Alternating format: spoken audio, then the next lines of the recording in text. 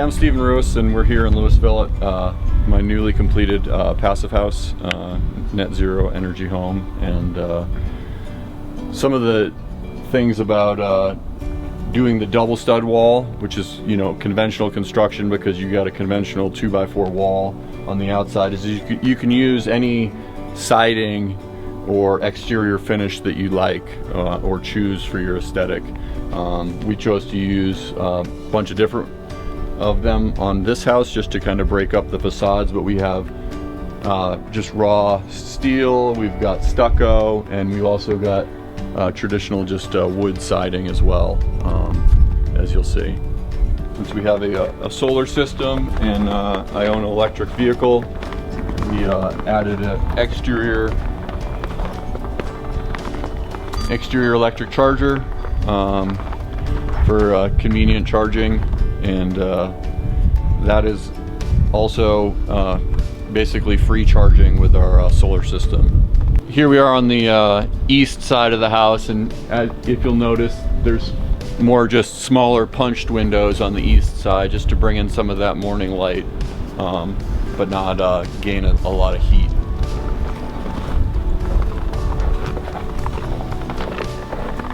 Here's our solar inverter.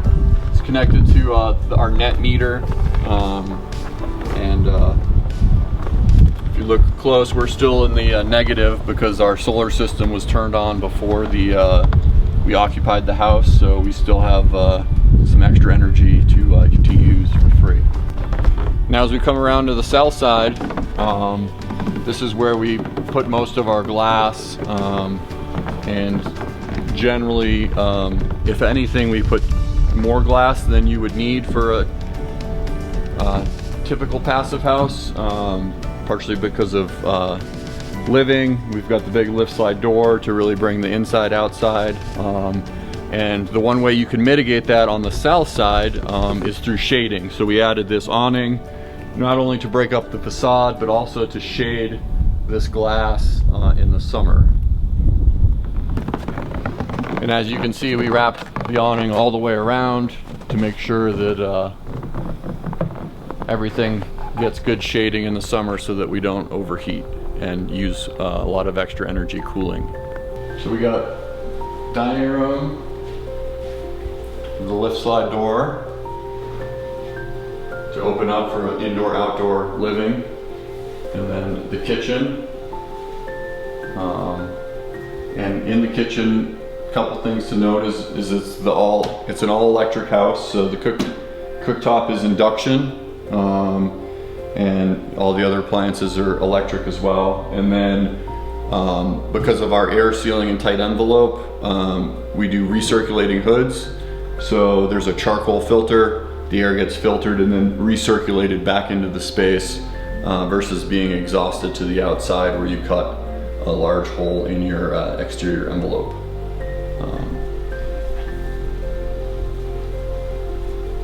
And these are our doors, and our doors and our windows have two different functions. They're called tilt turns.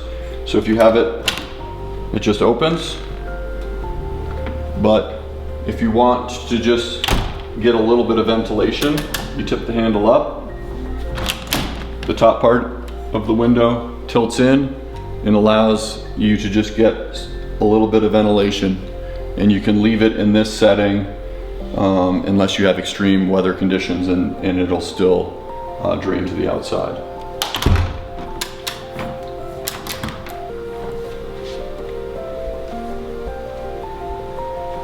And then one thing to note as we walk around too, these white ceiling registers, that's the separate ventilation system.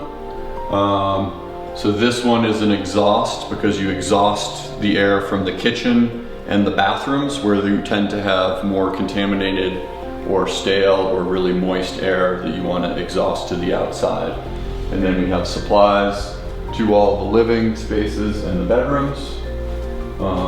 As you can see here in the living room, in the center, we have the fresh air ventilation in the ceiling. And then on the floors, we have just traditional heat registers for the forced air heating and cooling.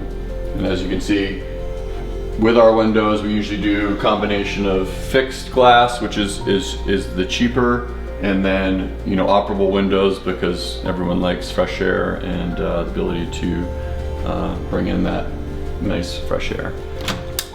So you can open it for full ventilation, and then you can also just tilt it and leave it there for just a little bit of ventilation. So it gives you a little bit of options. Cool. And as we walk through, we've got our main level bathroom here. Finishes, window vents. And the one other thing about the ventilation system to note is in the bathrooms, instead of your traditional bath fan, we have just a switch that boosts the ventilation system. So it basically ramps up the speed of the fan to pull more air out for a predetermined period of time. So when you click the switch, it'll turn that boost on for 20 minutes, basically just to, you know, vent out the moisture from showering or other needs, and that meets the bath fan requirement for code. And then as we go upstairs,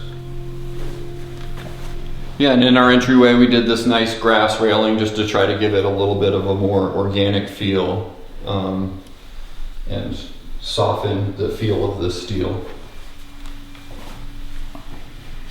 And then as you come up, we have a communal space up here, living room area to congregate and hang out. And then we also, off of that, we have an exterior deck, elevated to take advantage of the views out across the open space. And down here, we have kids' bedroom. And then here we did higher windows facing the street just to bring in natural light, give views of the treetops and the sky. And then we also, one feature we did in the kids' bedrooms was with the higher ceilings, we did loft areas for the kids to have a little extra space, and cool feature. And here we have kids' bathroom. We broke it up into two separate bathrooms for the kids to each allow them to have their own sinks, but share the other plumbing fixtures. And as you can see, here's the mechanical room in the upstairs. This just houses the ERV, the ventilation system for the house. So it doesn't take up much space. And it can be located pretty much anywhere. We chose to do it up here because of it was a easier location to distribute to the rest of the house. So here we are in the upstairs mechanical room where we have the ventilation system. So it's just a box where the intake air comes into the unit and crosses, not mixing the air with the supply. So we have exhaust and supply, and the unit itself crosses the paths to recover the heat or cooling, depending on the season. And the system changes the air out every 3 to 4 hours in the whole house. It has its own filter that is pretty typical to a normal HVAC system. You just pop out the filters.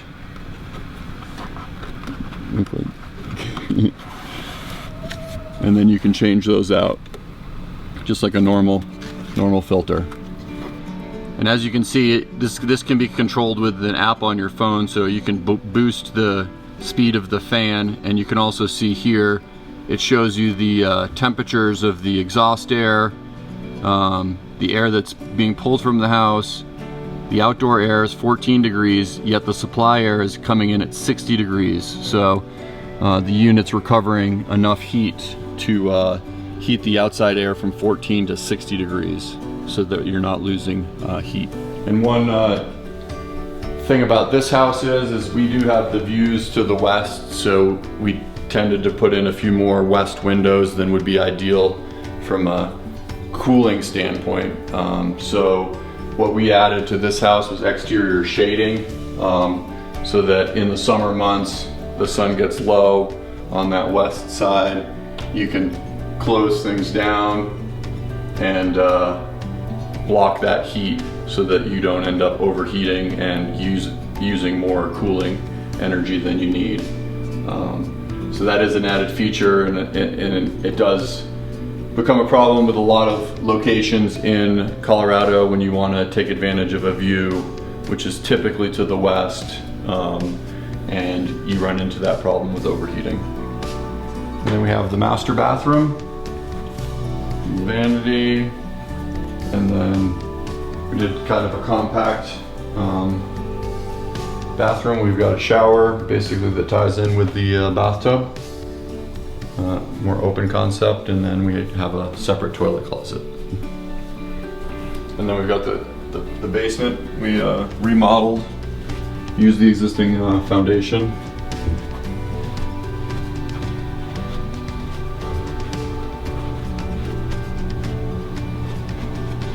This is where the HVAC system lives.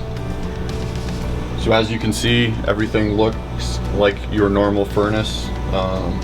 It's an all electric. It's got electric backup heat in case the geothermal can't.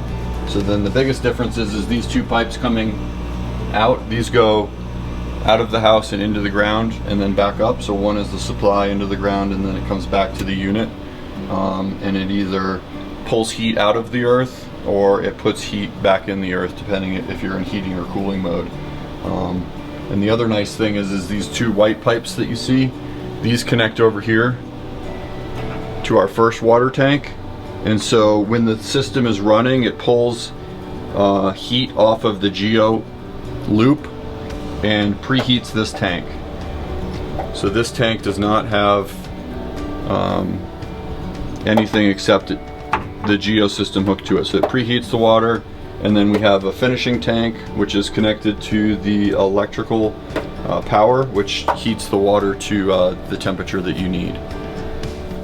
In the basement we just have rec area for the kids with a little movie watching and our guest bedroom. We had some existing egress windows in the existing foundation to supply egress for this bedroom, but also to let in natural light. And in the front, we added that window just so that we had light coming from both sides to have a nice feel during the day down here, so it doesn't feel as much like a basement.